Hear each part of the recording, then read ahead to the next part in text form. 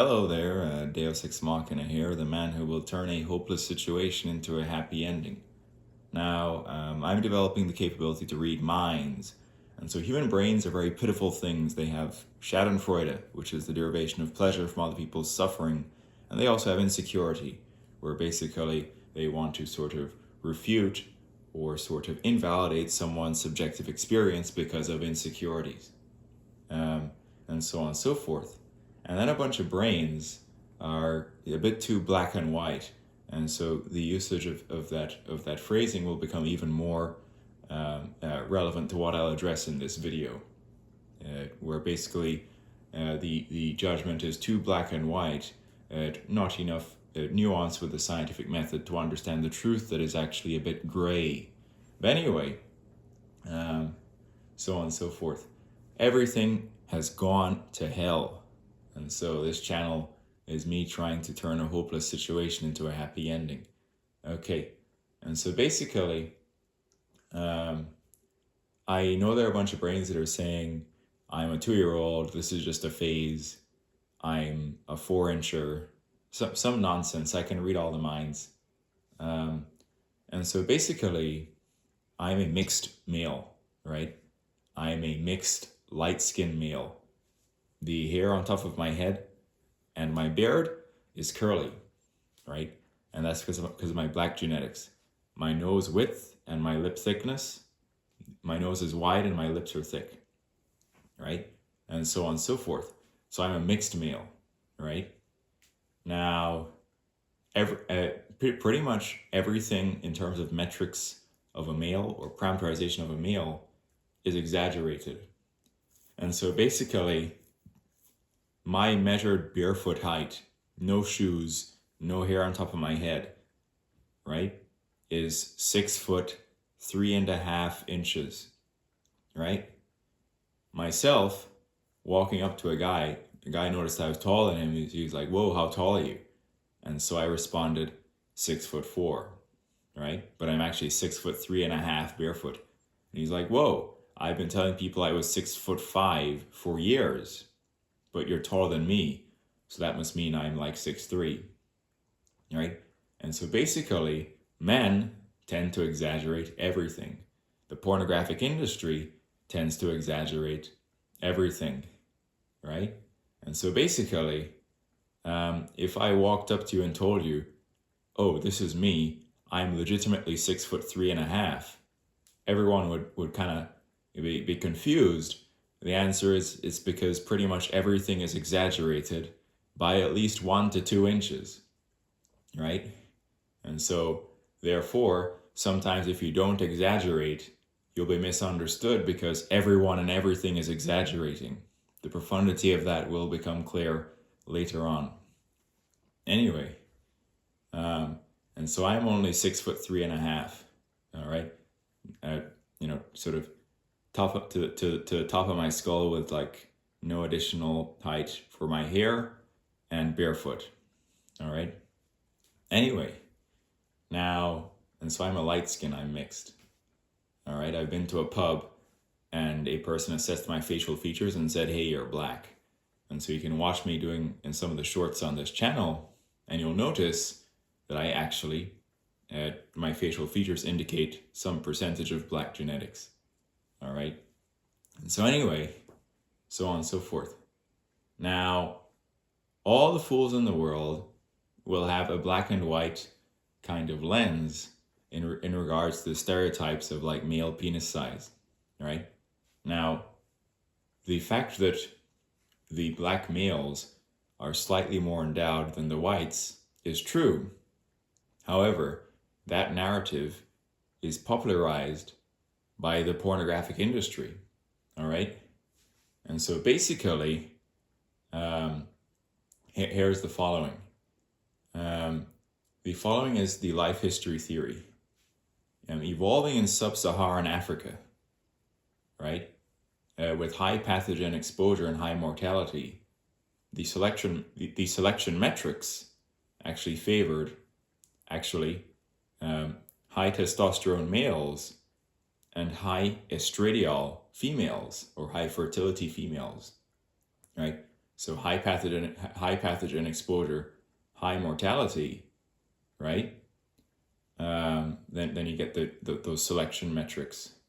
And so over time, you get emergent African men with more testosterone and who are therefore slightly more endowed on average than the white males. And you get the African women who appear to on average have larger breasts and larger backside than the white women. All right? And so on and so forth. And so this is the life history explanation due to selection pressures in sub-Saharan Africa over years of evolution leading to that emergent trait.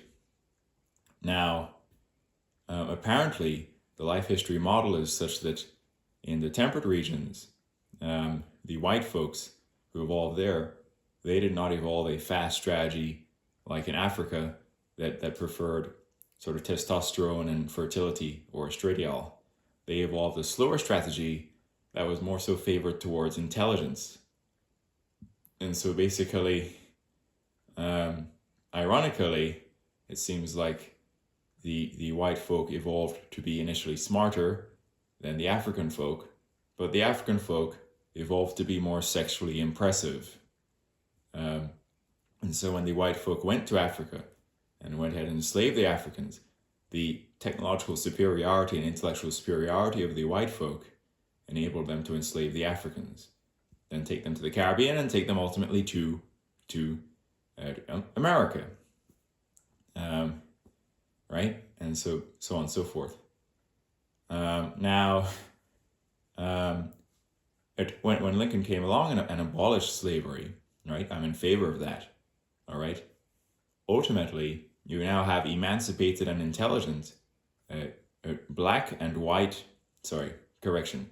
You now have emancipated, intelligent, and literate black men and black women in the West, not in Africa, right?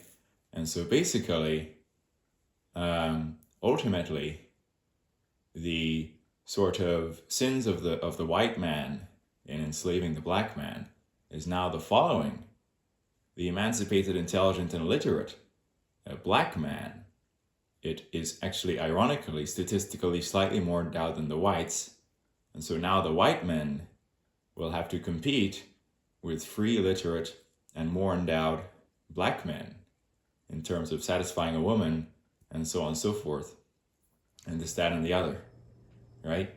And so basically, if you go on blacks.com, which now exists as a pornographic website, there was some scene, right, where it's some white girl, and then she talks to some white guy, and then they say bye-bye, and then the white girl goes and then links up with like two black guys, and then these two black guys sort of course, are like a tag team and they have sex with her or something. Anyway, and so on and so forth. And whichever white guy decided to be in that scene as a joke, as a cuck or something, it's all gotten really pretty much just nuts. But anyway, and so ultimately, the reason for the evolution of the larger average size of the African men is, again, the life history theory is explanatory. It's plausible that, again, in sub-Saharan Africa, in those moderately hot equatorial conditions, there's higher pathogen exposure and mortality, and that leads to selection for actually a faster strategy involving preference for high testosterone males and high fertility or high estradiol females. Estradiol is a sexual or fertility hormone in the female that is correlated with larger breasts and larger backside. Testosterone is correlated with larger penis size in the male, right? Now, ultimately, mathematically, the average erect size of the African men is only really slightly more than the white men. And so, basically, the following is true. The world record holder for maximum erect size isn't even a black man. he's a white British man called Matt Barr, right? And he's not that tall either. And so basically, a testosterone exposure during fetal development, and then also genetics can lead to white men that are extremely endowed. And so if you don't know this, you can look up Matt Barr, right? He's a real guy. Apparently he's the medically verified largest on the planet Earth. And Matt Barr is even bigger than any black porn star that has actually existed. Right? And so on and so forth. But anyway, so on and so forth. But anyway, and so the sort of stereotype that the blacks are more endowed, it is true. They are slightly more endowed on average in terms of bone pressed erect length than the white males. But Matt Barr is the world record holder and white and larger than any black male in terms of medically verified size, including Drake or Julio Gomez, by the way, apparently. So anyway, now, so on and so forth. And so, ultimately, I am trying to turn a hopeless situation into a happy ending, where basically, you get the following.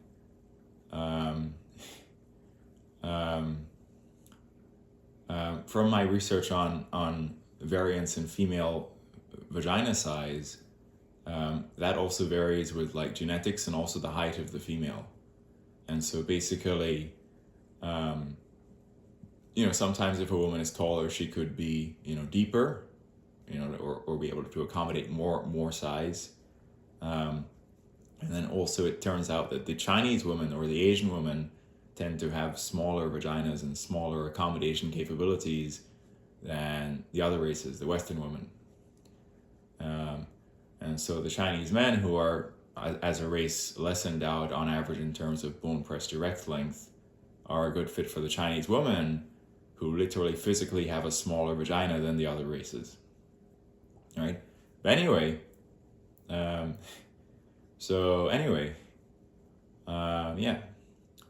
Now, and so for my research, some vaginas will be about 6 inches deep where the cervix is when they're aroused and they're maximally elongated. Some women's vaginas will be 8 inches deep where the cervix is when they're aroused and they're maximally elongated. Right?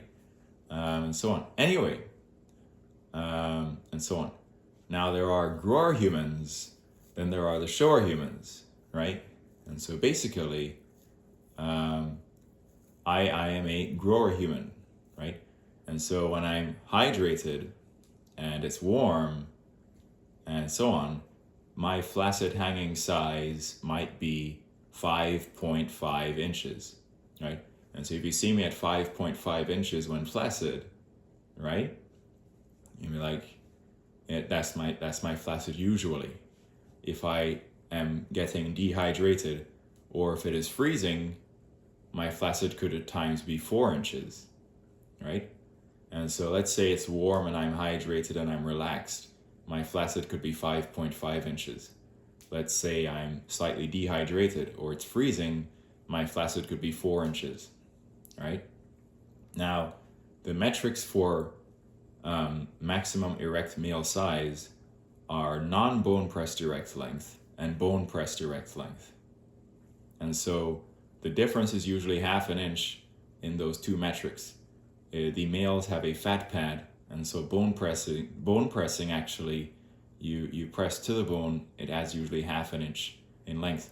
Bone pressed erect length is the metric because during intercourse, during maximal insertion, there is compression of the male fat pad to the bone, right? And so basically, truthfully, for myself, in terms of not non-bone pressed erect length, my peak is going to be over 8 inches. In terms of actually bone pressed erect length, my peak will be over 8.5 inches, right? And so on, right?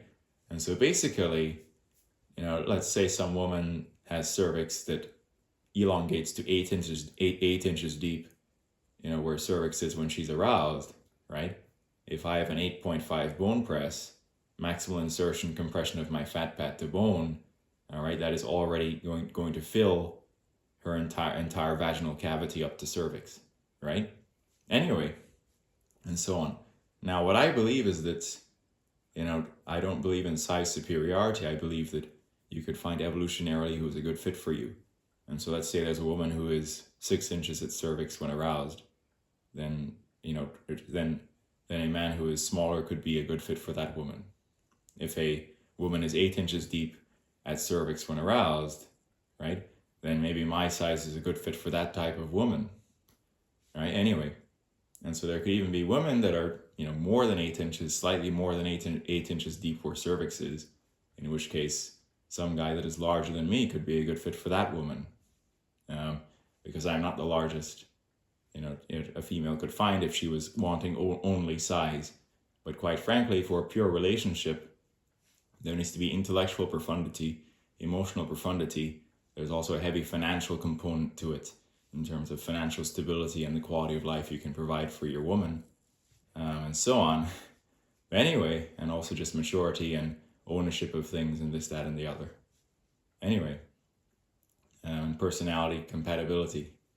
Anyway, and so the following is my belief. If a woman, wants size, she can buy a dildo, attach it to a machine that she can regulate the stroking rhythm of, and she can have intercourse with a machine. A man is multidimensional, and a true love is intellectual, emotional, and maybe profound in ways that are meta or above sexuality. All right, any relationship that lasts needs to be meta or above sexuality, because I was talking to this guy. He said he married the best ass he'd ever seen. He said it didn't last very long and she was crazy, right? Okay, and then so on and so forth. It's like a woman marrying a male that who is one of the largest that she's met or so on. Same kind of thing. Now, Will and Ariel Durant, right? They're a very special couple. They wrote the entire 11 sets of novels called The Story of Civilization, recapping human history. And they died within weeks of each other at the same hospital. And they were married, throughout writing all those books together, right? And so they had a deep intellectual connection, right? Anyway. Now, the truth about the world is that, it's not that pure. It's pretty evil in ways. And so basically, here's the thing.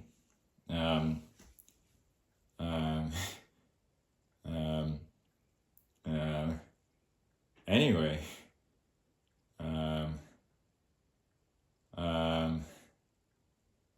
so anyway, it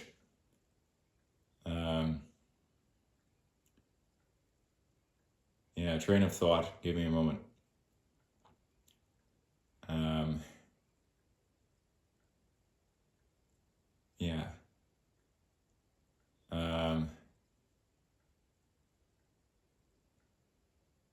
Train of thought is anyway, so the thing about the world is that basically it's not pure. It's kind of evil in ways, and so ultimately to win in this world, at times perfect purity will hold you back. And so basically ultimately and men are going to be competing for women, and then women are going to be wanting power over men, right? And so basically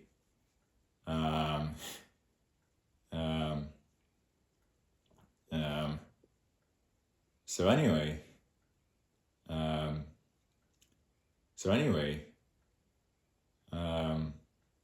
And so basically, I learned the following: to be maximally strong and sexually performant, I needed to have strong legs, a strong core, strong cardio, and then a strong pelvic floor for blood trappage when standing and so on. And so I improved all those areas. And then the arousal level, I needed to have consistent arousal level. And then so on and so forth. And then be hydrated in this, that, and the other. And so basically, you have like, my initial time having intercourse, I had no idea what I was doing. I was pretty naive. The second time I had intercourse, the following is what the woman said to me. She was 11 years older than me. She said the following to me in response to my question, how many times did you orgasm? Her quote was, I don't know, like 4 times, and my legs were shaking, 2 down there and 2 up there, referring to twice on the floor and twice on the couch. Anyway, and so on and so forth. Yet another time, she starts bleeding, and I ask her if this is because she's on her period. She said no. She said that blood can occur during intercourse with her for men that are larger.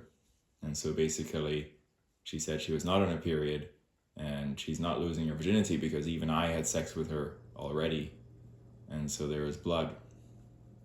So anyway, so on and so forth.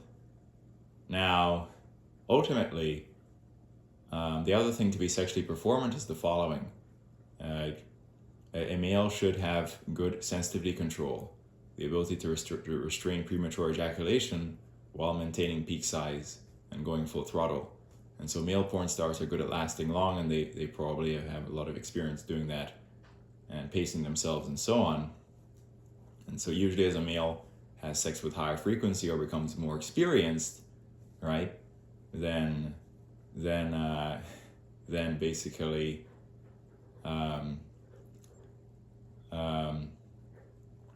they get better at avoiding premature ejaculation. Anyway, so on and so forth. And so because the world is very dark, right? The woman having intercourse with me in her evil or manipulative ways could have been lying and saying that basically, she had 4 orgasms and her legs were shaking, when in actuality she was lying to me.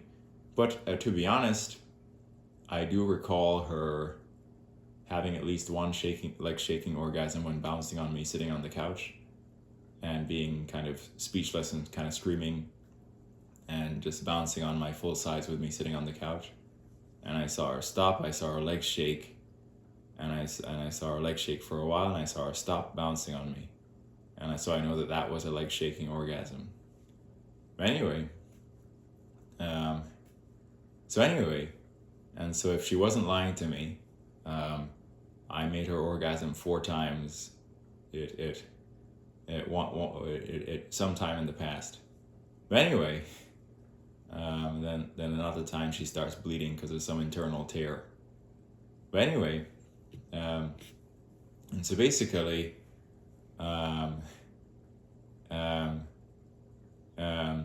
myself is 6'3.5", brown, a light skin mixed. When warm and relaxed and hydrated, will have a 5.5 flaccid. When maximally aroused, will have a bone pressed of at least around 8.5. Will have shaft girth of at least 6 inches around. Will have glans or head girth of about 7 inches around. And then that's me. And so ultimately, I think that there exist female humans in which that is, the perfect size, not too big and not too small. Anyway, and so I suppose I'm lucky to be above average. But anyway, and then there's basically Julio Gomez, or The Break, who's a popular porn star, who was a popular porn star before he before he sort of was imprisoned for I believe what was finally some sort of assault crime. But anyway, Julio, because males and everything is exaggerated, everyone is exaggerating everything. Height, dick size, everything's exaggerated, right? Um, right. I'm only 6'3.5" barefoot, right? And so on Julio's profiles, they would often list his height as 6 feet tall, but people who've inspected his scenes in comparison, his height in comparison to his female co-stars, he's realistically more like about 5'10" barefoot, and then I'm 6'3.5" barefoot. And so Julio's moderately compact stature with not the longest legs could visually make his size pop, right? And so Julio was exaggerated to 6 feet tall and then 14 inches, right? Realistically, Julio was more like 5'10" barefoot, and his actual bone press direct length was actually around 9.5, only about 9.5. And so take a tape measure, expand it out to 9.5, right? And then you're gonna get what Julio was, right? And so further, a good way to determine the quick BPLs of porn stars is to utilize Grok, which can analyze the whole internet and convert on an answer for you. Now on Reddit, there are threads in Reddit like R measured porn stars with a bunch of people who've done analysis of frames of porn stars to estimate their true bone press direct lengths with no marketing exaggeration. And so basically, if you ask Grok what is Julio's true bone press, it's going to say around 9.5. And so Julio wasn't 6'14". He was 5'10" barefoot with around a 9.5 bone press. Further, if you ask the question, does he have a pelvic detachment? The answer is yes. If you look at where his dick is attaching to his body, you can see some sign of pelvic detachment to extend length, whether that was, sort of surgical or due to his sickle cell anemia priapism health condition causing a natural type of detachment. I'm not sure, right? So on and so forth, right? And so you stack up myself and Julio. I'm 6'3.5" with like a 8.5 bone press peak at least, with about slightly over 6 girth at shaft, with maybe about 7 girth at head. And Julio is like a 5'10" guy barefoot with maybe a 9.5 bone press peak, but basically a pelvic detachment helps him get to that peak to extend visible length, and then 6.5 to 6.75 girth around shaft, and then his girth tapers off at his glans. His glans is smaller than his shaft, right? Now, basically genetics and also sickle cell anemia and priapism can cause extreme thickness. And so Julio's genetics probably influenced his thickness, but Julio's sickle cell anemia and priapism episodes also led to swollen tissue, which influenced his thickness, right? And ultimately, male porn stars can also pump for scenes, and then the vacuum pump enhances the actor's thickness or size for the scene, right? Now, not all of the black males are going to be thick like Julio. There's Hollywood Cash, who's a green-lighted Blacked.com porn star who is very thin. In fact, if you look at a frame of Julio and a frame of Hollywood Cash, it can be inferred that Hollywood Cash seems to be about half of the girth of Julio, or something to that effect. But anyway, so on and so forth. But anyway,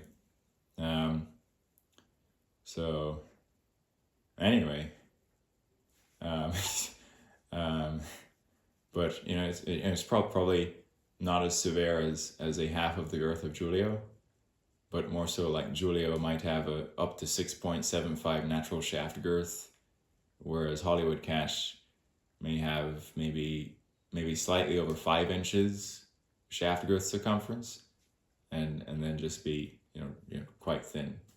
Anyway, but if you look at some frame of Julio and then some frame of Hollywood, it could visually look like Hollywood is a half of the girth of Julio. Anyway,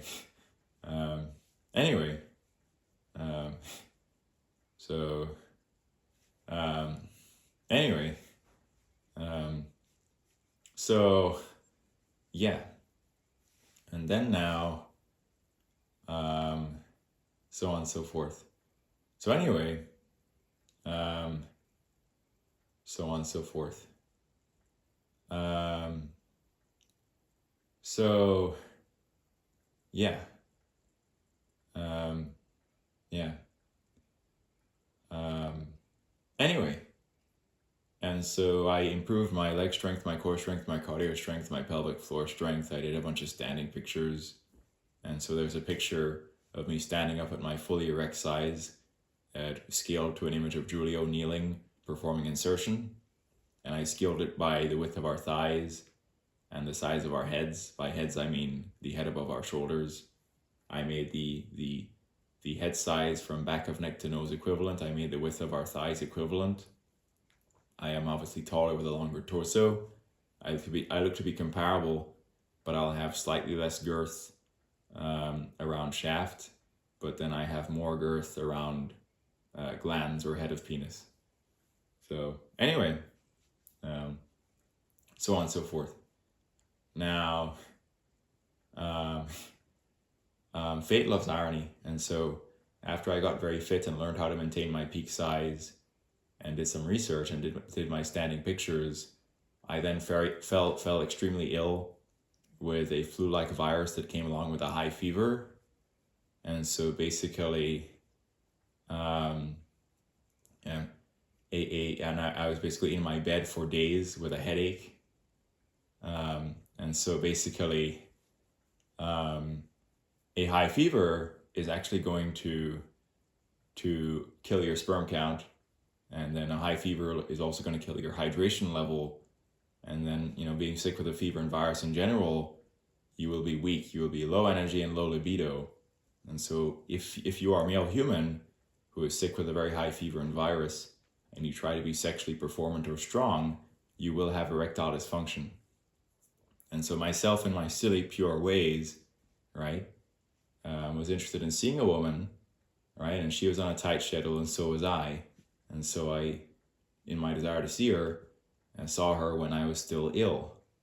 And so basically, what ensued was very interesting, which was that because my body was weak fighting the fever and virus, I was severely reduced from my true peak size that I had just like weeks prior figured out how to maintain and taken standing pictures where I even look comparable to break, a little bit thinner, thinner at shaft, thicker at glands or head. But anyway, so anyway, and so what ensued was an experience that I'll never forget, in which all the men would like laugh at me and be happy because of Schadenfreude, and then all the women would say, "See, he's a bitch, he's weak." But ultimately, that experience was a very profound experience for my life. It humbled me, but it also taught me the following. All right, everything has gone to hell. True love, purity, commitment, faithfulness, right? Sex has been monetized and publicized, and it is no longer sacred, no longer pure, all right? And so basically in the Christian tradition, all right, when two folks get married, they say in sickness and in health, all right? And for better and for worse, for better or for worse, right? And so basically, all right, let's say your husband's sick like I was, right? And gets some high fever, right? Gets some really bad virus, right? And is weak with erectile dysfunction, right? Are you gonna wait the week or so for your husband to get better, all right? Or are you gonna have an affair, right? While your husband's sick, whatever the hell. Anyway, so on and so forth. So anyway, and so when your body is sick with a high fever and a virus, and it's dehydrated, and your sperm count's dead, and the energy is dead, your libido is dead, you could tend to be, not only like not only like not as long as you would be if you were healthy, but also not as thick. And so like weak, sick, dehydrated kills sperm count. You could be thinner than you normally are. You could be shorter than you normally are. You could be, you could be limp. And so when I was really sick, I was having intercourse, I was largely limp. It was really a very interesting experience that taught me about, how woefully weak a male can be if attempting intercourse when the body is fighting a high fever or virus of some kind. Anyway, and so for all the women out there, be with your man in sickness and in health.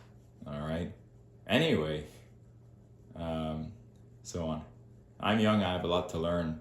I need to ultimately progress financially, ascend to ownership of things, and ultimately, one of the key things for a man to be worthy of a woman's time is financial situation. Do you have ownership of things? Are you making good money? Can you provide a woman with a good lifestyle that she wants? All right. And so, anyway, so anyway, so, anyway,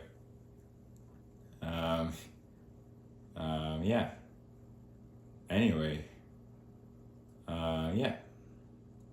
And so basically, because the porn industry exaggerates size, you have the following notions: 10 plus, 11 plus, where the male should have a peak size of at least 10 inches or a peak size of at least 11 inches. And so I'm here to tell you that no currently working male porn star actually formally has a bone press of actually 10 inches, where you press to their bone and they're actually 10 inches, right? And so Anton Harden is 5'7" and kind of skinny, and realistically, you ask Grok what's his BPEL, Grok's gonna say around 8.5, all right? So open up your tape measure, expand out to 8.5, hold it up to your face. Anton's like 5'7", skinny legs. He has about an 8.5 bone press, 8.5. And Julio's like 5'10", and then he's 9.5. But he has a pelvic detachment to get to 9.5. All right. So anyway, and Hollywood is thin, and then so on. But anyway, yeah. So this whole thing's gotten very rotten. It's all gotten very rotten. Now the machine is ironic, and so basically, it seems like ultimately no benevolent force is allowing things to be as messed up as they are. But I do believe in God, and so the videos on this channel about the machine conserving angular momentum and energy is because I believe that God designed the conservation laws and that God allowed evolution to continue, but sometimes I think that intelligence and that God can be at times evil or dark and not benevolent. But anyway, so anyway, so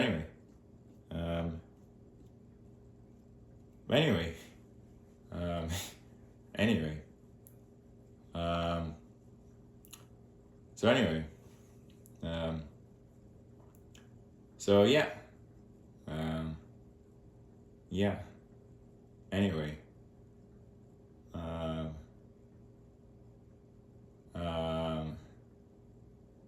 yeah, and so basically fever-stricken, virus me was severely reduced from my peak size, and the orgasm count might have been only 1 or 2. And then in a previous time in health at full potence, she said the orgasm count was 4. So anyway, I'm trying to gather information from her to understand the universe. But anyway, so yeah. Anyway, So yeah. Anyway, now the average size men, like in terms of like their actual maximum erect is like between 5 and 6 inches. The average Indian guy's average erect is 5 inches. The average American guy's erect is like 5.6 inches, and so average size can provoke orgasm. And just from shallow sort of clitoral stimulation, right? But larger size with deeper cervical stimulation and also increased thickness that's proportional to the increased length, more pressure against the walls of the vagina, could be more orgasms. And so when I was sick with, stricken with high fever and a virus, and my size was reduced, the orgasm count with a female might have been only 1 or 2, whereas in full health, in potence in the past, she said the orgasm count was 4. So that's a dark truth to understand, which is that larger size sex could be more intense, orgasm count could be higher. When I was healthy and potent, 4 orgasms. When I was sick and weak with erectile dysfunction because my body's fighting a fever and virus, maybe 1 or 2 orgasms. Anyway,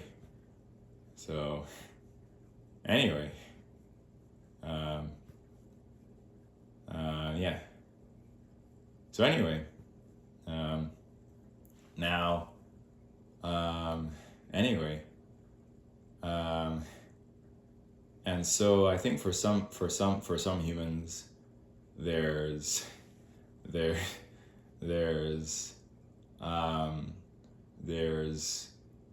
sex is not going to be for them, and then some humans it is going to be for them. Nikola Tesla was not a very sexual person. He thought that having a woman or a wife would distract from his intellectual endeavors, and so he had over 300 patents and didn't have a woman, and so he sort of transmuted all of his sexual energy into intellectual or creative efforts, and so he was not a very sexual person. If Nikola Tesla had not existed, then the whole civilization with its electronics would not be where it is today. But Tesla was not necessarily the ideal life because, he was exploited throughout his life and he died poor and alone in some hotel. And so basically Tesla was really not the happiest life, but he was extremely brilliant. So anyway,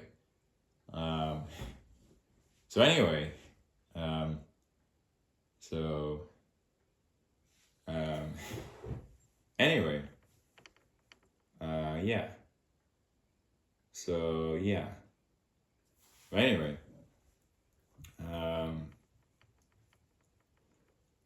so yeah. Anyway, so yeah. Yeah. Anyway,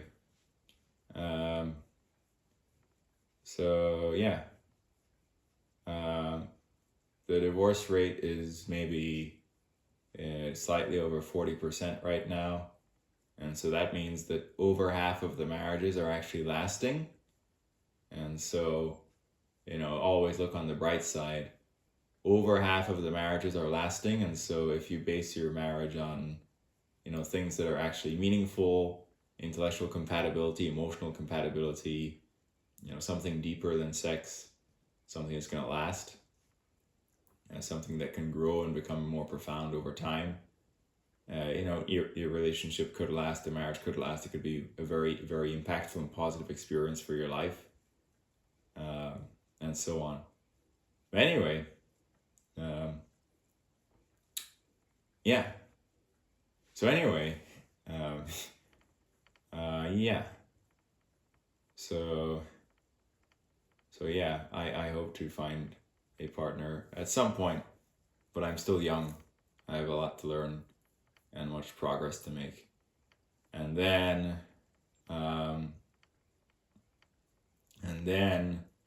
basically you have the following where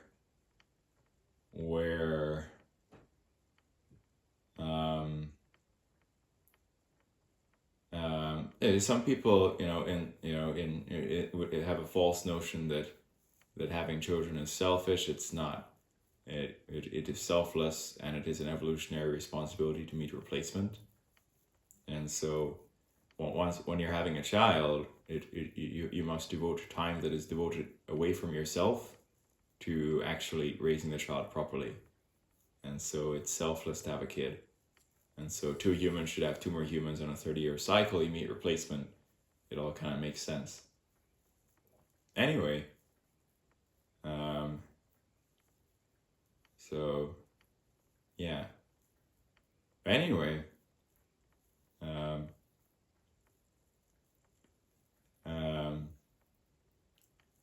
so anyway, yeah. So yeah. Anyway, and so yeah. The key reasons for breakdown of marriage are following: fluctuations in financial situation or financial problems, addictions like alcohol or gambling, harmful addictions, and then infidelity. And so ultimately, if you're going into a committed monogamous relationship, all right, and if you're a woman, you're gonna try and be faithful to your husband. You be faithful to his size. And so ultimately, the following is a new paradigm, which is a cuck husband, which is a husband that is not that large, and then the wife may have intercourse with another male who is larger, who she's not actually in any kind of deep relationship with, just for the sex. And so I find this to be interesting. And so there was even a scene with Julio Gomez and I believe Abigail Mack, where the introduction was a text conversation where it's Abigail Mack and her husband, and then basically it is the husband setting up Abigail Mack with Break, and then they exchange I love you messages, which is it's all gotten very silly. But anyway, so anyway, so anyway, so anyway,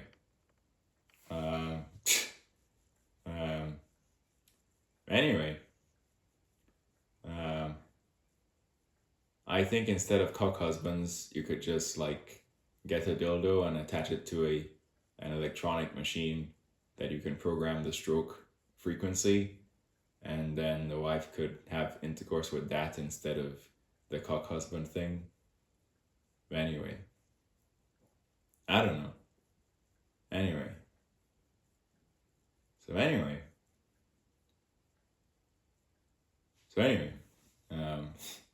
Yeah. Anyway, and so for example, there exist 3-inch when erect micropenises, and those will be too small to be desirable for majority of women. And so let's say you're a 3-inch when erect micropenis, you want a wife. Are you going to be a cuck husband? Are you going to design a sex machine with a dildo and electronics where you can program the stroke frequency, have your wife have sex with that, and then you and your wife have a deep emotional or intellectual connection? Anyway, and so what I've come to understand about the universe is that it seems like anything that could be envied or is worth envying also has some way in which that is a curse. And so it's okay, do you want to be famous? And the answer is, when you're famous, it also has a curse to it, which is that at times the attention or pressure could be a bit much, and sort of be a bit much attention or pressure that you have to deal with, and could cause anxiety. And then if you're famous, you can't have as easy of a private life. And so there's a way in which if you're famous, it's a curse, right? So if you're jealous of some famous guy, Just like, okay, the attention can at times be overwhelming, could cause anxiety. It makes it hard to have a private life. There's a curse to fame. And you're like, okay, what's the curse of being very endowed and having intercourse with a bunch of women like Break did, and then make like $350 an hour at least or something, as a male sexual worker at times, right? Well, Break, he was crazy, and so there's a post on X saying white guys are unable to compete. This is my dick, and this is a white micropenis.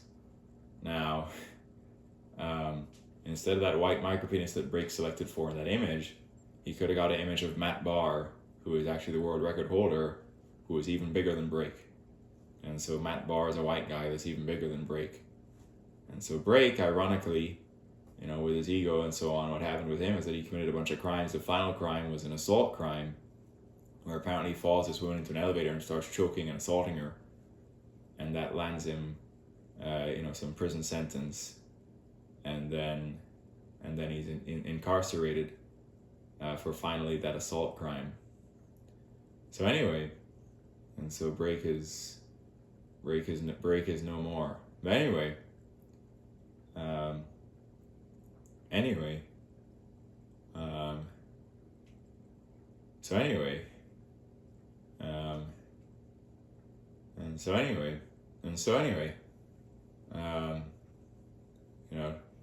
then if you're like, if your entire image or life is associated with just having like a large penis, it's kind of, it's like, okay, what about some other guy who's like a brilliant, a fellow of the Royal Society or technologist or whatever, right? And so at times that being your thing can be a bit, basic, profane, not as respectable as something else. People could look down on you, whatever. So anyway, and so it seems like there's some kind of way in which anything that you could envy also comes along with some kind of curse that makes it in some other ways undesirable. So I continue to say that envy is the occupation of the unwise, precisely because of that fact. That it seems like everything also comes along with some kind of curse. But anyway, so some people are like, oh, I wish I was tall. You're tall, and then when you're tall, let's say you cannot quite have the acceleration and agility of a Lionel Messi on the soccer field. Zlatan Ibrahimovic was around my height, and he could dribble quite well when he was younger, but when he was at Barcelona with Messi, he could not dribble anywhere near as brilliantly as Messi. When you're taller, dribbling in tight spaces is not as easy.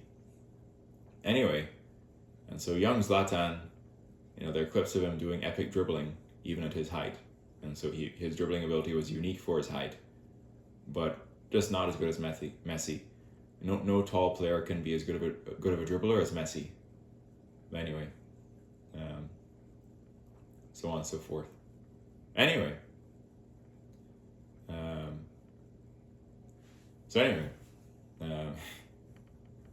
yeah.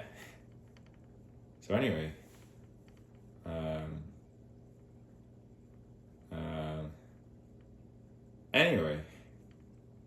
so yeah.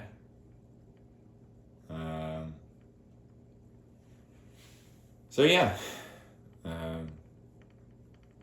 Anyway.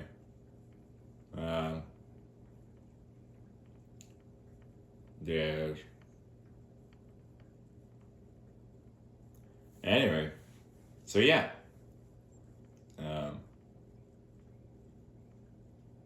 Yeah. Yeah. Anyway. Yeah. I do have an OnlyFans.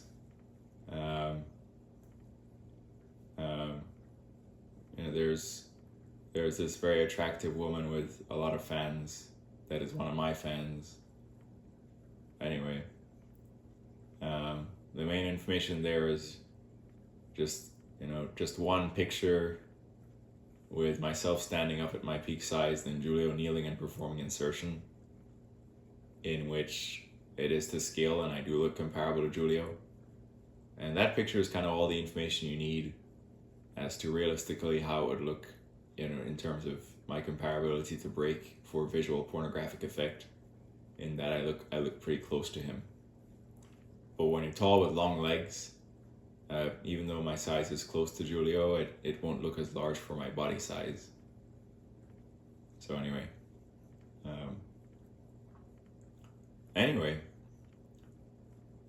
yeah. So anyway, at present I have strong legs and core and cardio and pelvic floor, and I can maintain my peak size and be sexually performant. And then I figured out how to, do sensitivity control, avoid premature ejaculation, pace myself. And then I need to be hydrated and well rested and actually aroused, by the female, and then obviously not sick with some fever or virus. You're like, okay, don't try and have sex if you're sick with some high fever or virus. Anyway, I did that because female was on tight schedule, I was on tight schedule. I wanted to see her in the window of opportunity in which I could. And so that happened. And now forever there'll be evidence out there in the universe of a time in which I was so weak I was less than 6 inches throughout the majority of that sex. Anyway,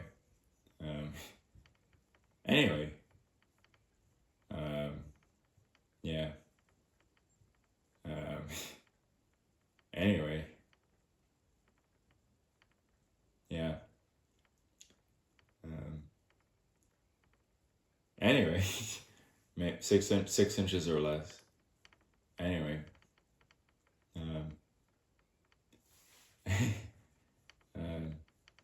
yeah. Anyway, George. Anyway,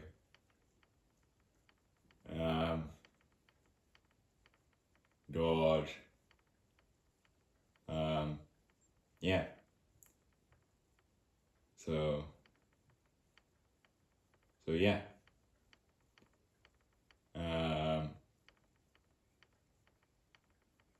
Yeah. Anyway, I was handing out flyers at some art gallery. And so basically, yeah, this might have been the New Zone Art Gallery in Eugene, Oregon. I was handing out flyers, and basically some woman snatched a flyer and said, "Oh, I just snatched that flyer from you like I used to snatch my husband's paycheck, because I knew how to spend it better than he did." Right? And so this gets the paradigm of, in many cases, having a woman be involved with you is almost always paid in some fashion, where a man's money and income can enable a certain lifestyle for the wife that makes the wife attached to the man. And so in the state of Nevada, prostitution is legal, where you can pay for sex. But in many cases, a man's financial situation and income, and therefore the quality of life he can provide for the wife with the income, makes sex indirectly paid in that way as well, in majority of cases. And so if a man is strong, then woman will be involved with him. Often that strength is coupled in some way to his financial situation in the present time. Anyway, but if you're a male porn star, if you have a huge dick, make sure to email casting@blacked.com. This is kind of a joke, but in many videos on blacked.com a long time ago, the ad was, "Have a huge dick, email casting@blacked.com, get paid to be in the videos." And so basically, the male porn stars are not paying for sex, or indirectly paying for sex by being a hardworking man who has an income. Their actual income is having sex on camera. So, but that has a curse, because then your image is associated with publicly viewable nudity and sexual content instead of something more respectable. But anyway, everything also has a curse to it. So anyway, um, so um, anyway, based on the image where I look comparable to Break, I could be a male porn star. In fact, you don't have to be as large as some of the more endowed black porn stars to be a porn star. There actually are, not as endowed white porn stars like Karen Lee, this, that, and the other, that are just not necessarily as large as some of the black porn stars, but they're still white porn stars. Danny D is an example of a white porn star who's quite endowed. And then Matt Barr is a white man who is larger than any black porn star. Right? But anyway. So yeah. Yeah. So yeah. Anyway. So anyway. So anyway. Yeah. So yeah. My bone press direct length peak is at least 8.5. So take out a tape measure, expand it to 8.5. That is roughly where my bone press direct length will reach. And so I'm making sure to say everything with humility to make sure I'm saying true statements. My maximum bone press direct length will touch at least 8.5. All right. Press to the bone, go to the head. My peak is going to be at least 8.5 inches with no exaggeration. So anyway, and I'm saying that as like a lower bound, right? And so in certain like cases of extreme peak, I could be nearly 9, but I'm making a safe claim. Press to the bone, go to head. When I seem to be roughly fully erect, the bone press on that is going to be at least touching 8.5 inches. Anyway, so on and so forth. Anyway, so yeah. Yeah. Understand the machine. The machine is ironic. It conserves energy, charge, and angular momentum.